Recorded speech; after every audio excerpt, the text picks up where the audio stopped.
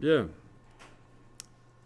Alors, on va travailler sur le calque de l'éléphant. Donc, tout le décor de l'éléphant est là, ça se voit.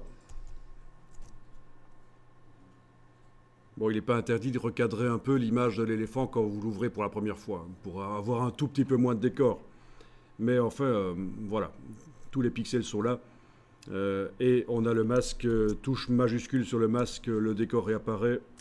Voilà.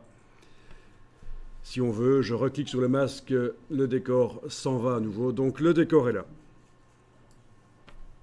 Ça veut dire que si la sélection de départ sur l'éléphant n'est pas bonne, et c'est le cas, elle a été faite avec l'outil de sélection rapide, elle est foireuse, cette sélection. Il y a la défense de l'éléphant qui manque, il y a du débordement. Bon, mais si elle n'est pas bonne, on peut continuer le travail ici. Tout est là pour continuer le travail. On a un masque de fusion et le décor original. La défense qui n'apparaît pas ici, elle est là en fait, hein, dans le décor. Voilà. Alors, on va tester pour voir si cet éléphant finalement, ça vaut la peine de nettoyer correctement la sélection. On voulait mettre l'éléphant sur ses pattes avant ou ses pattes arrière en train de faire n'importe quoi avec la marionnette. Et on va tester ça. Vous faites un clic droit à droite du nom du calque pour le convertir en objet dynamique.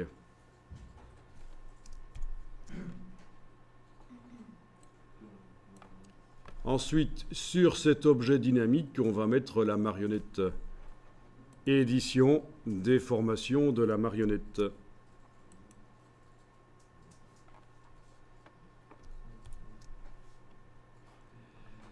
L'expansion, ici on ne doit pas y toucher parce que l'éléphant n'a pas de poil, il n'a pas un bord flou.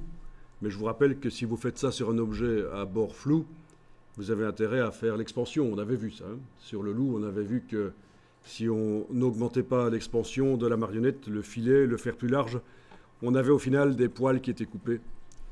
C'est pas bien. Ok, je vous laisse faire ça. Je vais ici décocher afficher filet. Je décoche afficher filet. Il est toujours là, mais je ne le vois plus. Comme ça, je vois un peu mieux ce que je fais. Et je mets des punaises de manière à pouvoir bouger l'éléphant. Voilà.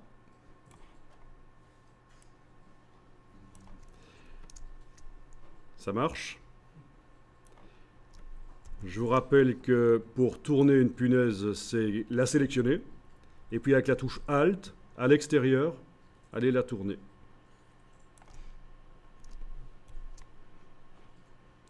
Ok. Pour supprimer une punaise, j'ai l'impression que la punaise sur la tête, là, ne sert pas à grand chose. C'est touche Alt et cliquez sur la punaise. Voilà. Ok. Bien. Bon, ben, je vais valider ça. Je vais quand même remettre une punaise sur la tête pour bouger un peu. Voilà. Ouais.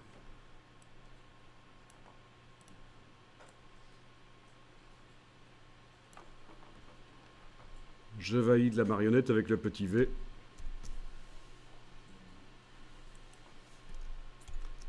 Et donc, comme on l'a mise sur un objet dynamique, elle apparaît dans la palette des calques. Et je pourrais, en double-cliquant sur elle, aller la remodifier.